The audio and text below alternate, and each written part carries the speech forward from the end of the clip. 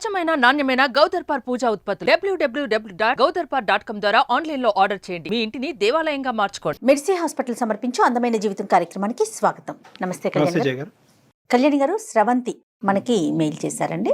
అయితే ఇక్కడ ఇంకొక చిన్న విషయం చెప్తున్నానండి. ఎందుకంటే మనం ఆ అమ్మాయి వివరాలు గోప్యంగా ఉంచాలి కాబట్టి పేరు కూడా నేను మార్చాను కళ్యాణి గారు. అమ్మాయి పేరు వేరే ఉంది. సో ఎందుకు మనం తెర మీద చెప్పటం, అందరికి తెలిసేలాగా చేయటం అన్నా, ఎందుకంటే ఆడపిల్ల జీవితం కదండి. తన చిన్ననాటి కథ అది మళ్ళీ ఇప్పుడు రిపీట్ అవుతోంది. సో ఆ అమ్మాయికి అసలు ఏం చెయ్యాలి, ఎవరితో మాట్లాడాలి, ఎవరితో చెప్పుకోవాలి, చాలా వరకు ఫేస్ చేస్తున్న ఇష్యూ కళ్యాణి గారు. ఇది మీకు కొంత అవగాహన వచ్చి ఉండొచ్చు. ఎందుకు అసలు అమ్మాయి మాటల్లోనే వినేద్దాము. సో ఒకసారి కాల్ చేసేస్తానండి. హలో హలో స్రవంతి గారండి? అవునండి, నేను జయానమ్మ అందమైన జీవితం ప్రోగ్రామ్ నుంచి, సుమన్ టీవీ నుంచి కాల్ చేస్తున్నాను. అవునా మేడం? థ్యాంక్స్ మేడం, మీరే నాకు కాల్ చేస్తున్నారు. అవునమ్మా, అవునవును. బాగున్నావు తల్లి? అసలు బాలేదు మేడం, మాట వరుస చెప్పడానికి కూడా అసలు బాలేదు మేడం. అర్థమవుతోందమ్మా. అయితే నాతో పాటు డాక్టర్ కళ్యాణ్ చక్రవర్తి గారు ఉన్నారు స్టూడియోలో. ఒక్కసారి ఆయనతో మాట్లాడతాలి, నీకు మంచి సలహా ఇస్తారు. నువ్వే చెప్తావు నాకు చాలా మనసు ఊరట కలిగిందని. ఓకే? ఓకే మేడం, అలాగే మేడం. ఓకే అమ్మా, సుమా మాట్లాడు. చెప్పమ్మా, ఏంటి సమస్య? సార్ నా పేరు శ్రవంతి సార్. శ్రవంతి, నాకు ఎలాంటి ప్రాబ్లం ఉందంటే చెప్పుకుంటే తీరలేనంత ప్రాబ్లం ఉంది సార్. నిజంగా అసలు మీరు నాకు కాల్ చేస్తారు అనుకోలేదు, బట్ ఇప్పుడు మీరు కాల్ చేసి మాత్రం చాలా హెల్ప్ చేశారు సార్. చెప్పు నాన్న, సమస్య తప్పకుండా అమ్మా. నీ వయసు ఎంతమ్మా? 22 సార్. 22. చెప్పమ్మా, సమస్య ఏంటో చెప్పు. మ్యారేజ్ అయిందా? సార్ నేను 9th క్లాస్ లో ఉన్నప్పుడు మా ఫ్రెండ్ ఇంటికి ఇట్లా కంబైన్ స్టడీస్ కోసం వెళ్ళేదాన్ని సార్. వెళ్తుంటే ఒక రోజు చాలా లేట్ అయిపోయింది. చాలా లేట్ అయిపోయిందని నేను వస్తున్నాను సార్. దారిలో వస్తుంటే ఎవరో ఫాలో అవుతున్నట్టు అనిపించింది నాకు. ఎవరో ఫాలో అవుతున్నట్టు అనిపిస్తే ఇంకా కొంచెం ముందుకు రాగానే ఒక ఆటో ఉంది సార్. ఆటో ఉండి అతన్ని అన్న కొంచెం ఇక్కడ ఎవరు ఫాలో అవుతున్నట్టు కొంచెం భయంగా ఉంది, జర ఏమనుకోకుంటే కొంచెం నన్ను మా ఇంటి దగ్గర నింపండి అన్న అంటే, అవమ్మా నువ్వు నా చెల్లెలు లాంటిదాన్ని, నేను సేఫ్ గా తీసుకెళ్తానమ్మా అని నన్ను ఆటో ఎక్కించుకున్నారు సార్. ఏ టైం అమ్మా? ఏ టైం అవుతుంది అప్పుడు? నైట్ 9 అవుతుంది మేడం. అయిపోయిన తర్వాత 9:30 అవుతుంది మేడం. తల్లి ఆటో ఎక్కించుకున్నారు. ఆటో ఎక్కించుకుని కొంచెం ముందుకెళ్ళగానే ఇట్లా టర్న్ తీసుకున్నారు. నేను చెప్పాను, అన్న మా ఇల్లు స్ట్రైట్ కే వెళ్ళాలి, ఇట్లా మీరు లెఫ్ట్ తీసుకున్నారంటే, లేదమ్మా ఇది షార్ట్ కట్, మీ ఇల్లు నాకు తెలుసు, నేను ఎప్పుడు ఇటు నుంచే వస్తుంటాను, నేను చాలా సార్లు చూసాను అన్నాడు. అన్నాక మేడం నేను కొంచెం అంటే నాకు అంత తెలియని కూడా తెలియదు మేడం, అట్లా ఆయన చెప్పింది నమ్మేశాను. సరే తీసుకెళ్తారేమో అనుకున్నాను. కొంచెం ముందుకెళ్ళగానే అన్ని చెట్లు వస్తున్నాయి, మొత్తము ముళ్ళు పొదలు అన్ని వస్తున్నాయి. అన్న నాకు మస్తు భయం వేస్తుంది అన్న, జర ఏమనుకోకుండా నన్ను మా ఇంటి దగ్గర దింపేయండి, లేకుంటే ఎక్కడ ఎక్కించుకున్నారు అక్కడనే దింపేసేయండి అని బతిలాడినా అన్నాడు మేడం. బతిలాడితే కూడా లేదు, నువ్వు ఇప్పుడు అరిచినావు అంటే మాత్రము నీకు మామూలుగా ఉండదు, నాది ఎట్లా ఉంటుందో చూపిస్తాను, నీకు చావు ఎట్లుంటుందో అట్లా చూపిస్తాను, సైలెంట్ గా నేను చెప్పినట్టు చేసినావా బతికి ఇంటికి వెళ్తావు, లేకుంటే మాత్రం నీ పని మామూలుగా ఉండదు చూడు అని తీసుకెళ్లి నన్ను లాక్కెళ్ళి ఎలా అంటే అలా నన్ను పాడు చేసేసాను మేడం. చాలా అంటే చాలా ఘోరంగా మేడం. అసలు నాకైతే అన్న నీ ప్లీజ్ అన్న మీకు కాలు పట్టుకుంటా అట్లా చేయకండి అన్న, నాకు అసలు నీకు ఎట్లా అనిపిస్తుంది, మీ చెల్లెల్లాగా అనిపించట్లేదు అంటే, ఎవరివే నువ్వు నా చెల్లెలే ఎందుకైతేవే, నువ్వేనా నా అమ్మగా పుట్టినావా అని అడిగిండు. ఎట్లా అంటే అట్లా ఘోరంగా బాధ చేసిండు మేడం. చేసినాక మళ్ళీ నువ్వు ఎవరికైనా చెప్పినావంటే మాత్రం నిన్ను ఇంకా రెండో రోజు నువ్వు మీ అమ్మని చూడవు, మీ ఇంటిని చూడవు, రెండో రోజు తీసుకెళ్లి చంపేస్తాను. ఈసారి నువ్వు ఇంకోసారి ఇట్లా ఇటు నుంచే వెళ్తావు, నేను రోజు నేను పాలైతేనే ఉంటాను, నువ్వు ఎవరికైనా చెప్పినట్టు తెలిసినా లేదంటే నన్ను చూపించినట్టు తెలిసినా నువ్వు ఆ రోజు లాస్ట్ నీకు లైఫ్ ఉండదు, ఇంకా నేను ఆ రోజు చంపేస్తానని బెదిరించింది మేడం. ఇంకా ఇంటికి వెళ్ళినా నెక్స్ట్ డే నుంచి స్కూల్ కూడా వెళ్ళలేదు. ఒక 4 days 5 days అన్నం తినలేదు మేడం. మా మమ్మీ ఏమో మస్తు భయపడుతుంది, ఏమైందమ్మా ఇట్లా ఎందుకు అయిపోతున్నావు, ఎవరైనా ఏమన్నా అన్నారా, ఏమన్నా లొల్లయిందా స్కూల్లో, ఏమన్నా చెప్పమ్మా నాకు అంటే 4 days తర్వాత నేను చెప్పాను మేడం, మమ్మీ నాకు ఇట్లా చేసిన మమ్మీ, ఇట్లా నాకు మస్తు భయం అవుతుంది, నాకైతే ఏడిపోతుంది, ఏం చేయాలో అర్థం కావట్లే, నీకు చెప్దామంటే నువ్వు కొడతావేమని భయం అయింది మేడం. అంటే నేనెందుకు కొడతారా, నేను నీ తల్లిని కదా అని మా మమ్మీ మస్తు ధైర్యం చెప్పింది మేడం. వాడిని చూపించి అన్నది కానీ నాకు ఆ తర్వాత నుంచి వాడు కనిపించలేదు మేడం. ఆహా. కానీ తర్వాత నుంచి కనిపించలేదు. మా మమ్మీ ఆ ఇయర్ మొత్తము ఇంకా నాకు అలానే బ్రతకగా ఇక సరిగా తినకుండా స్కూల్ కాటికి అమ్మే తీసుకెళ్లేదా తల్లి నిన్ను? మొత్తం మా మమ్మీ మేడం ఆ రోజు నుంచి నెక్స్ట్ డే నుంచి మా మమ్మీ జాగ్రత్తగా చిన్న పిల్లని పట్టుకుని వెళ్ళి స్కూల్ కి దగ్గర దింపి స్కూల్ నుంచి తీసుకొచ్చేది మేడం. భయం అయ్యి ఆఖరికి మా డాడీ కూడా ఇవన్నీ తెలియదు. మా తమ్ముడు ఉన్నాడు మేడం, నాకు ఒక తమ్ముడు ఉన్నాడు, తమ్ముడు కూడా తెలియదు మేడం. ఎవరికి చెప్పలా? ఎవరికి చెప్పలేదు మేడం. మా మమ్మీ చెప్పొద్దు అన్నది, ఎవరితో చెప్పొద్దు, నీ ఫ్రెండ్స్ తో కూడా ఎవరితో ఇట్లా చెప్పొద్దు, వద్దమ్మా ఇవన్నీ అని మా మమ్మీ నాకు చాలా ధైర్యం చెప్పింది మేడం. మా డాడీ కూడా ఇచ్చి పంపి ఎప్పుడైనా సరే మా మమ్మీయే తీసుకొస్తుంది మేడం. ఆ ఇయర్ అంతా అట్లా అయిపోయింది. ఇక 10th అయిపోయినాక డైరెక్ట్ నన్ను హాస్టల్ వేసేసారు మేడం. హాస్టల్ వేసాక ఇంకా డిగ్రీ వరకు కంప్లీట్ చేశాను. మా మమ్మీ నాకు ఇక డిగ్రీ అయిపోయాక పెళ్లి చేసుకుంది కానమ్మా, ఇంకా చదువు అయిపోయింది కదంటే, లేదమ్మా నాకు పెళ్ళొద్దు, ఏమొద్దు, నాకు అసలు ఇలా అయిపోయింది, వాళ్ళకి తెలిస్తే ఎవరికైనా తెలిస్తే మళ్ళీ తర్వాత అసలు మేడం చాలా అంటే చాలా అసలు అది నా మైండ్ లో ఎలా నాటుకుపోయిందంటే నన్ను అంత ఘోరంగా చేశారు మేడం వాడు ఆ రోజు.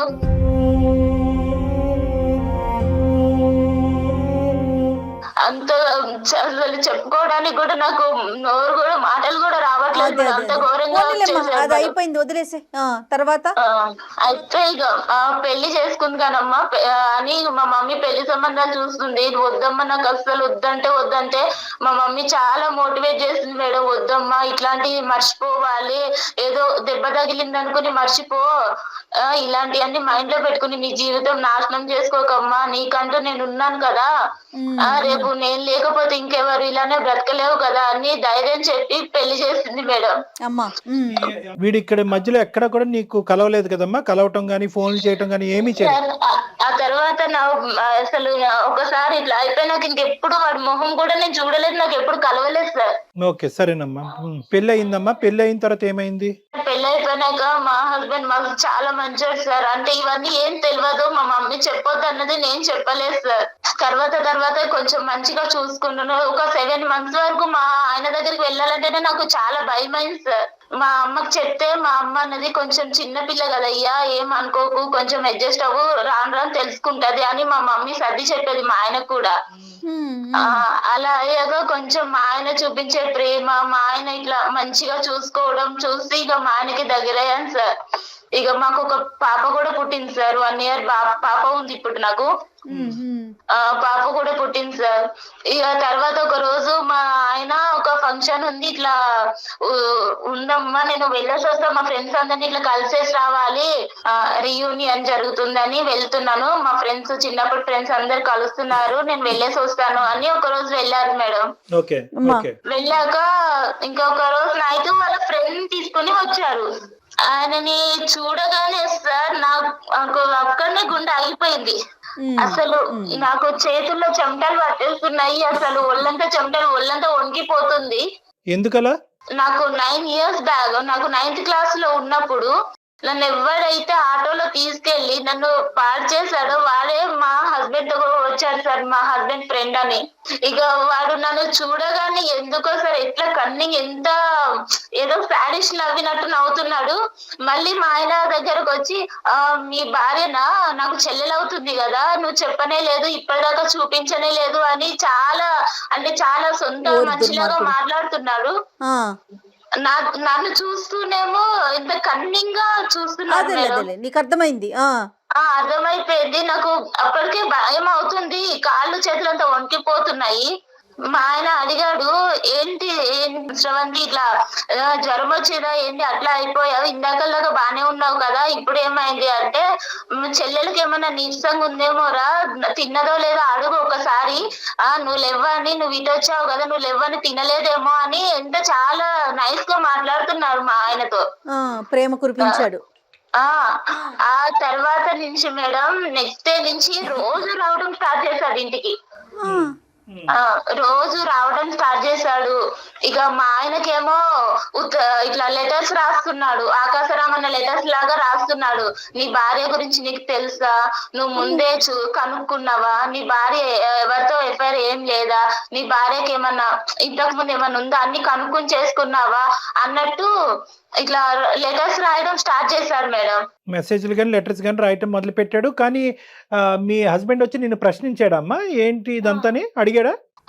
ఒక్కసారి అడిగాడు సార్, ఇట్లా ఏమై ఇట్లా లెటర్స్ వస్తున్నాయంటే నాకు తెలియదండి, ఇట్లా ఇవన్నీ నాకెలా తెలుస్తుంది, నేను చిన్నప్పటి నుంచి మా అమ్మ దగ్గరనే పెరిగాను, తర్వాత హాస్టల్కి వెళ్ళిపోయాను, నాకు ఇలా ఎవరు కూడా తెలియదు, అలా మీరు ఎలా అనుకుంటారు ఎవరో రాసిన ఉత్తరాలు బట్టి అని అడిగాను. అడిగితే సరేలే సరేలే అంటున్నారు, కానీ రోజుకు ఒక లెటర్ వస్తుంది సార్. కాదమ్మా శ్రవంతి, నువ్వు ఇప్పుడు మనకు ఏంటంటే మనకి ఇక్కడ చిన్న అదృష్టమా ఏంటి అనేది తెలియదు, కానీ మీ భర్త మంచివాడు అనేటటువంటి ఒక మాట నువ్వు నాకు చెప్పావు కాబట్టి నేను చాలా హ్యాపీగా ఫీల్ అయ్యాను. నీ భర్తకి నువ్వేంటో తెలుసు, నీకు నువ్వు భర్త ఏంటో తెలిసినప్పుడు ఇప్పటికైనా కూడా గుట్టిప్పి ఇది జరుగుతుందని చెప్పుంటే సరిపోద్ది కదా, ఎందుకు భయపడ్డావు? సార్ ఇప్పుడు నేను ఇప్పుడు చెప్తే ఎలా సార్, పెళ్ళి అవ్వక ముందో పెళ్లి తర్వాత ఫస్ట్ చెప్పుంటే ఆయన నన్ను అర్థం చేసుకునేవారేమో. ఇప్పుడు వీడు కళ్ళ ముందుకు వచ్చాక ఇప్పుడు చెప్తే మోసం చేస్తాను అన్నదా సార్?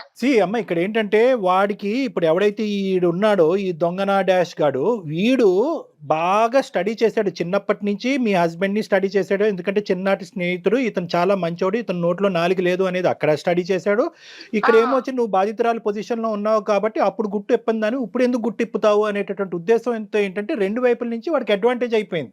అడ్వాంటేజ్ అవటం వల్ల ఏమవుతుందంటే సెకండ్ అటెంప్ట్ లోకి వచ్చాడు. ఇప్పుడు ఫస్ట్ అటెంప్ట్ లో మానభంగం చేశాడు, సెకండ్ అటెంప్ట్ లో ఇంకో అటెంప్ట్ అంటే నీ దరిదాపుల్లోకి వచ్చేస్తున్నాడు అనమాట, మళ్ళీ ఎంట్రీ ఇస్తున్నాడు వాడు. ఇస్తున్నారు సార్. ఆయన నాకు కాల్ చేశాడు, వాడు నా నెంబర్ మా హస్బెండ్ నుంచి తీసుకున్నారో ఎట్లా తీసుకున్నాడో నాకు కాల్ చేశాడు. చేసి ఏంటి బాగున్నావా, అన్ని మర్చిపోయావా, కొత్తగా మళ్ళీ నీకు కొత్త ఎక్స్పీరియన్స్ అవుతుందా అని ఎలా అంటే అలా చండాలంగా మాట్లాడుతున్నాడు. నాతో ఎక్స్పీరియన్స్ బాగుందా మీ ఆయనతో బాగుందా అన్నట్టు మాట్లాడుతున్నాడు. నేను చెప్పాను, మా ఆయనకు చెప్తాను నువ్వు ఇలాంటి పనులు చేసావంటే, అంటే ఒకసారి చెప్పి చూస్తా నేను కూడా అని బెదిరిస్తున్నాడు. అంటే వాళ్ళ ఆయనకు చెప్తానన్నా కూడా భయపడట్లా వాడు? అస్సలు లేదు మేడం, నువ్వు చెప్పి చూడు ఒకసారి, నీ లైఫ్ ఎట్ వెళ్తుందో మీ ఆయన లైఫ్ ఎట్ వెళ్తుందో నువ్వే చూద్దు కానీ నీ కళ్ళతో.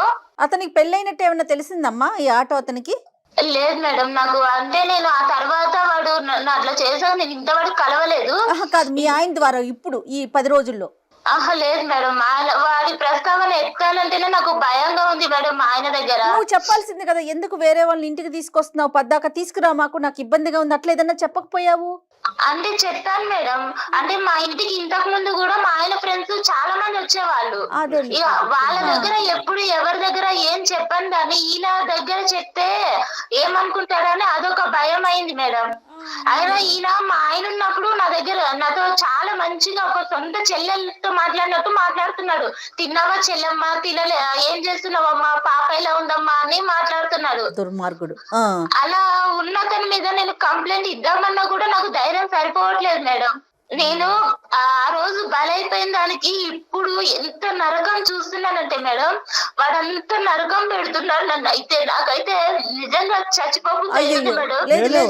ఎందుకమ్మా, దీనికి చాలా సింపుల్ సొల్యూషన్ లేదు తల్లి, ఇందులో చాలా సింపుల్ సొల్యూషన్ ఉంది. నీతో పాటు పెద్ద సైన్యం మేము ఉన్నాం, వాడిని తాట తీస్తాం, వాడిని ఊరికే వదులుతావా వాడిని? నువ్వు ఎందుకు అంత భయపడుతున్నావు? నీ భర్త మంచివాడు, అది ప్రధానమైనటువంటి అంశం. నువ్వు నీ భర్తకి చెప్పొచ్చు.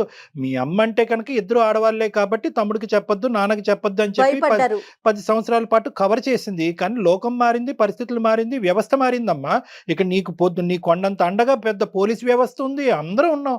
ఎందుకు నువ్వు భయపడతావు? అస్సలు భయపడక. ఫస్ట్ ఆఫ్ ఆల్ వాడు ఎక్కడున్నాడో చెప్పు, నేనే వెళ్ళి కాళ్ళు చేతులు ఎరగొట్టి వస్తా. వాడు ఇక్కడే ఉన్నాడు సార్, మీకు కావాలంటే నేను కాన్ఫిడెన్స్ లో పెడతా, ఒక్కసారి మీరు వినండి సార్ వాడి మాటలు. మేము ఉన్నామని చెప్పొద్దమ్మా, మేము ఉన్నామని చెప్పొద్దు. వాడు ఫోన్ కట్ చేసి పారిపోతాడు. ఈ లోపల మనం వాడు ఎక్కడున్నాడు ఏంటి అనేది ట్రాక్ చేయడానికి ఉపయోగపడుతుంది. నువ్వు మామూలుగా మాట్లాడి ఏమీ లేనట్టుగానే అందమైన జీవితం అని మా ప్రోగ్రామ్ గురించి ఏమీ చెప్పొద్దు నువ్వు.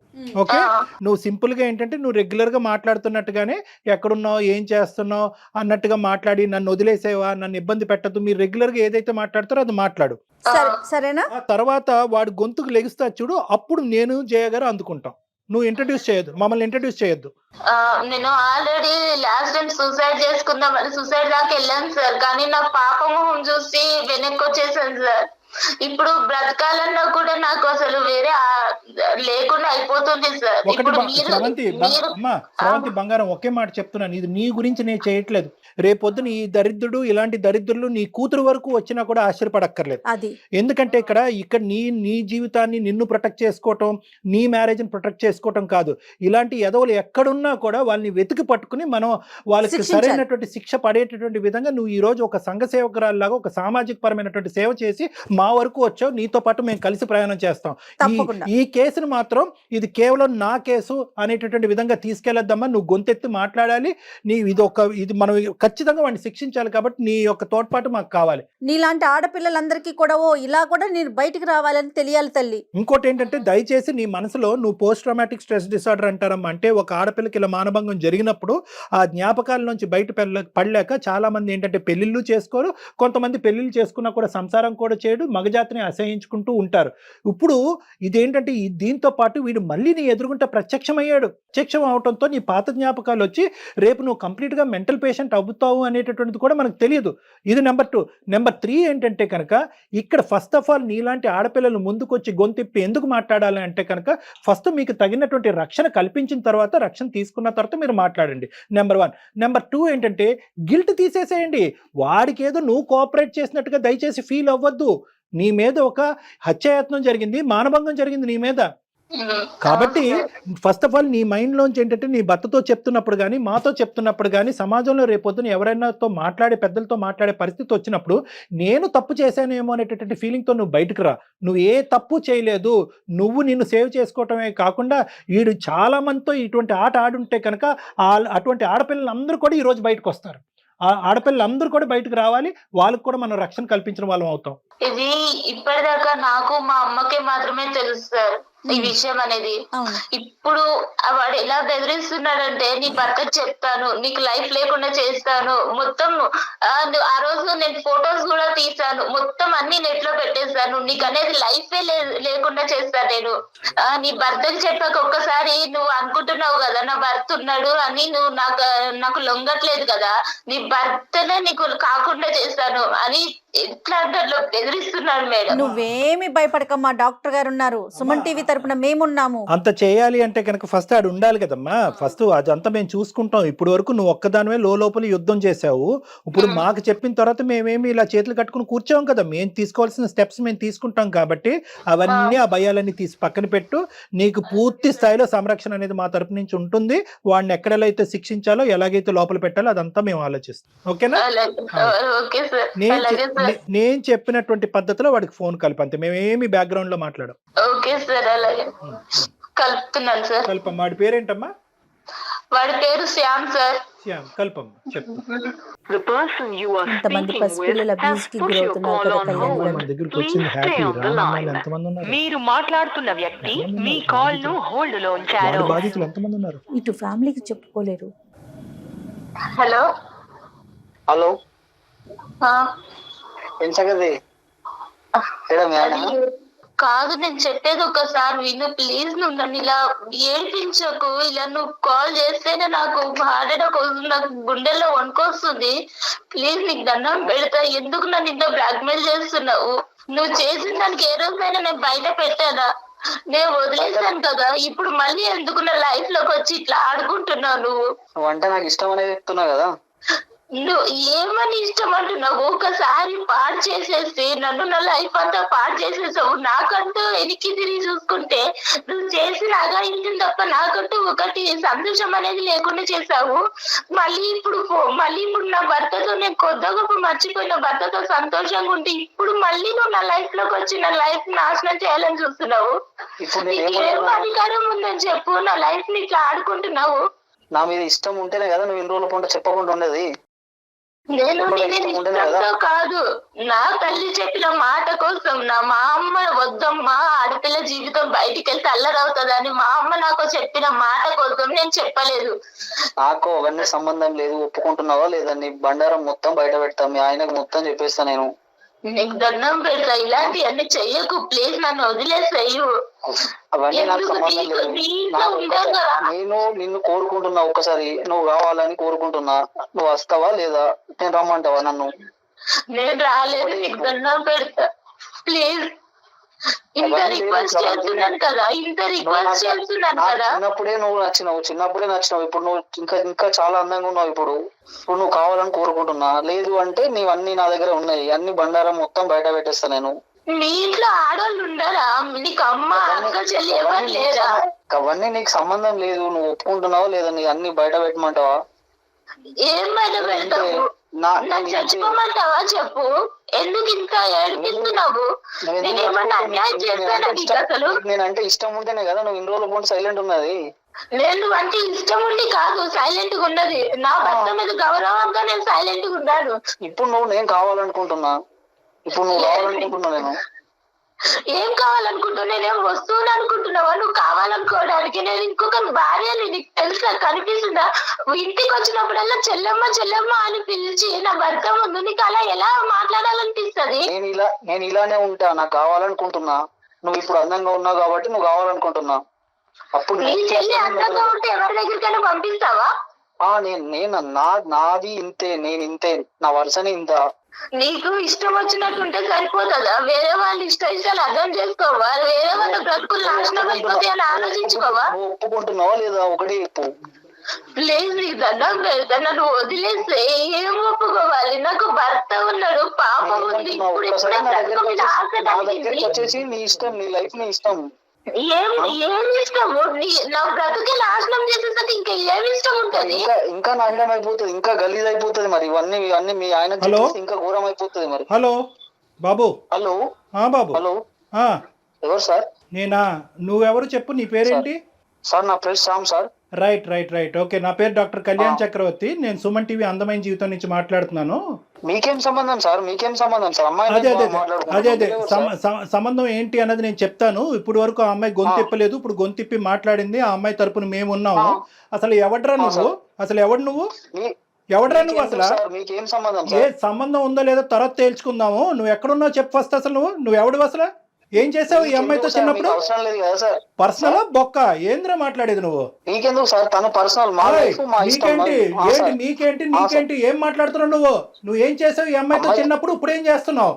ఎంతమంది ఆడవాళ్ళు నీ లిస్ట్ లో ఉన్నారు? ఎంతమంది ఆడవాళ్ళతో జీవితాలతో నువ్వు ఆడుకుంటున్నావు? ఎంతమంది ఆడవాళ్ళని మానభంగం చేస్తావు? ఎంతమంది ఆడవాళ్ళని బ్లాక్ మెయిల్ చేస్తున్నావు? నా ఇష్టం సార్.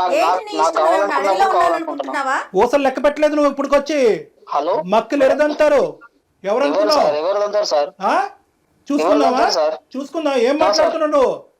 చూసుకుందాం సార్. ఏం చేస్తారో చేసుకోండి సార్. ఏం చేస్తారో చేసుకోవాలట కళ్యాణ్.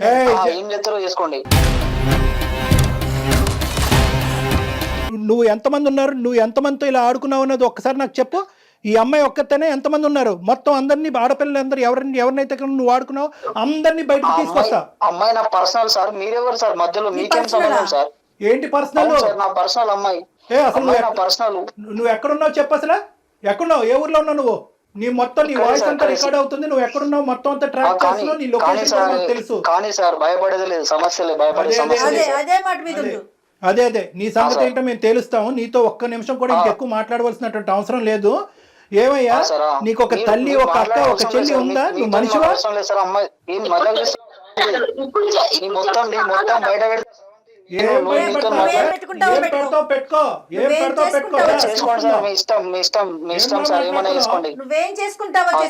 బయట పెడతావా? ఏం బయట పెడతారా? కాళ్ళు చేతులు ఉండాలి కదా నీకు, మెడ మీద తలకే ఉండాలి కదా నువ్వు బయట పెట్టాలంటే. చూసుకుందాం. చేసుకోండి సార్, మీ ఇష్టం ఉన్నాడు చేసుకోండి. ఏం చేసుకుంటారు చేసుకోండి. అది ఇప్పుడు దారిలోకి వచ్చి నీ పని చెప్తా ఉండు. అసలు నువ్వు ఫోన్ పెట్టు. నీతో అసలు ఒక్క నిమిషం కూడా మాట్లాడటానికి లేదు. లొకేషన్ కూడా ట్రాక్ చేసాము. నీకు ఇప్పుడే పోలీసులు వస్తారు. నువ్వు ఎలా బతికి బయట పడతావో చూద్దాం. కాదు శ్యామ్, అసలు నువ్వు మనిషివేనా? ఉన్న బంధాలు, విలువలు అన్ని ఇంత చిచి అసలు మాట్లాడటానికి మాట్లాడటం ఏం లేదు. ఏమన్నా సార్ మీతో కూడా నేను మాట్లాడాల్సిన అవసరం లేదు సార్. Right sir. వాడేం మనిషి కళ్యాణ్ గారు? అసలు భయం కూడా లేదా మనిషికి? మేడం ఇప్పుడు వాడు ఏంటంటే ఈ అమ్మాయితో ఒక్కటే. శ్రవంతి నువ్వు లైన్ లో ఉన్నావమ్మా? లైన్ లోనే ఉన్నాను సార్. పెట్టేశాడు కదా అతను. పెట్టేశారు మేడం.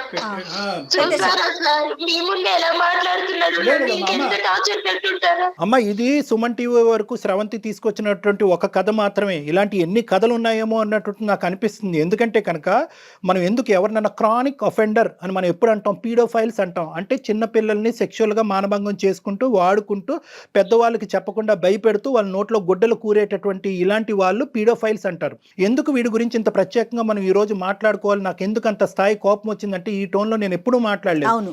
ఎందుకంటే వీళ్ళందరూ చాప కింద నీరులాగా చాలా మంది ఆడపిల్లలతో కుటుంబ సభ్యుల్లోనే ఉండేటటువంటి ఎదవలు కొంత ఉన్నారమ్మా. ఈడంటే కనుక బయట ఎక్కడి నుంచో పరిచయం అయ్యి నీకు తెలిసి తెలియకుండా ముక్కు మొహం తెలియని వాడు ఆటో ఎక్కావు.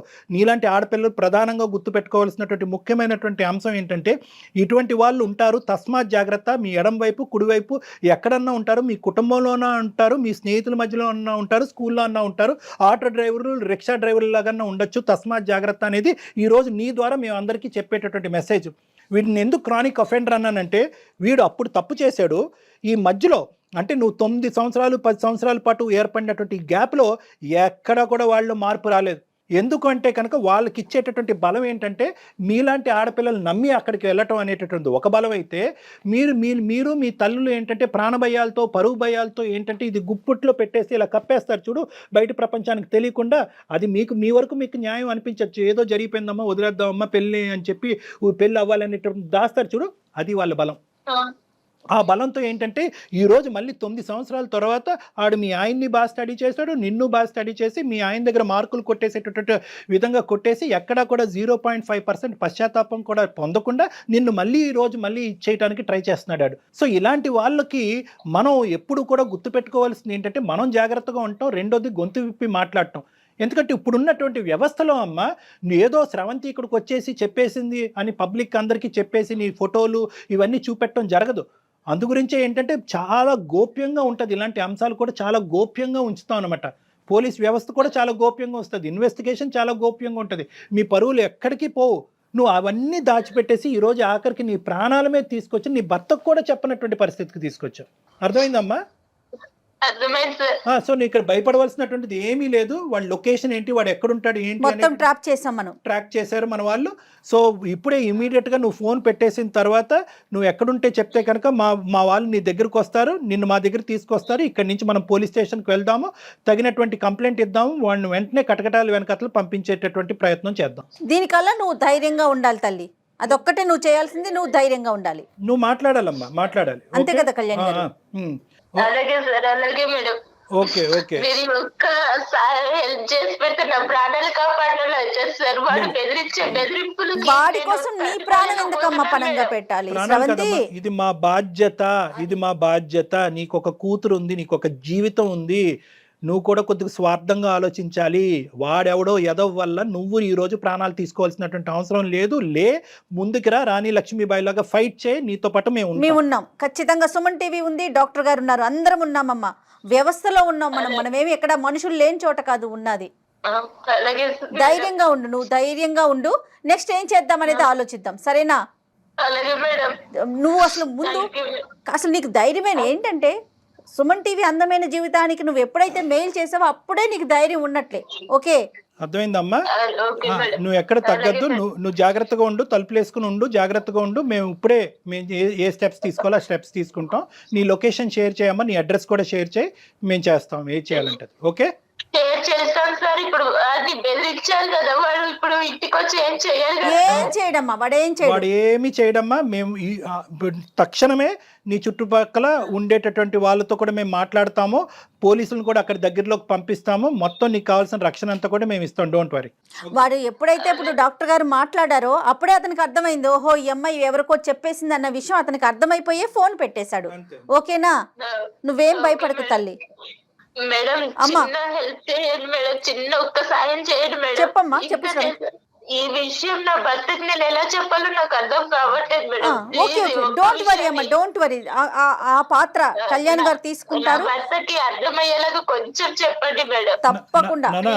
అన్ని జాబ్స్ కంటే ఈ రోజు మాకు పెట్టినటువంటి అన్ని జాబ్స్ కంటే ఈజియెస్ట్ ఉద్యోగం అదొకటే, అదే జాబ్. ఇప్పుడు మీ భర్తకి చెప్పడం చాలా సులభం. అది మా ద్వారా మేము టేకప్ చేసి ఇంత చేసేటటువంటి వాళ్ళు అది చెప్పడం. నీ పెళ్లికి కానీ నీ జీవితానికి కానీ ఎటువంటి డోకా లేదు. మీ భర్తకి సరైనటువంటి పద్ధతిలో మేము చెప్తాం. డాక్టర్ గారు ఎలా కన్వే చేయాలో అలా కన్వే చేస్తారు. అతని ఓకే, సపోర్ట్ కూడా మనకు ఉంటది. ఓకేనా? అలాగే నువ్వు ధైర్యంగా ఉండు. ఓకేనమ్మా, బాయ్ అమ్మా, టేక్ ఓకే సార్, అలాగే sir. Bye bye. Kalyan garu ఇప్పుడు నెక్స్ట్ ఏం చేద్దామండి? నో అమ్మా, మన ఇమీడియట్ గా ఇప్పుడు అమ్మాయి ఫోన్ పెట్టేసింది, లొకేషన్ కూడా షేర్ చేసి ఉంటుంది Okay, అమ్మాయికి. అక్కడికి మన మనుషులను పంపించడం, ఈ లోపల మనం పోలీస్ కంప్లైంట్ ఇచ్చేసి పోలీసులను కూడా తీసుకుని మనం కూడా ప్రత్యేకంగా అక్కడికి వెళ్దాం. రైట్ అండి, థ్యాంక్ యూ సో మచ్. నమస్తే.